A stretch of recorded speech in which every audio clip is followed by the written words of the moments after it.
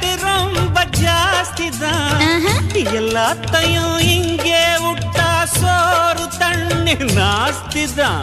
வெட்டியாக என்ன பேச்சு வெள்ளவாசி ஏறி போச்சு. நானும் தானே வாழணும். பக்கம் வந்த மாமா இதுக்கு பேரம் பேசலாமா?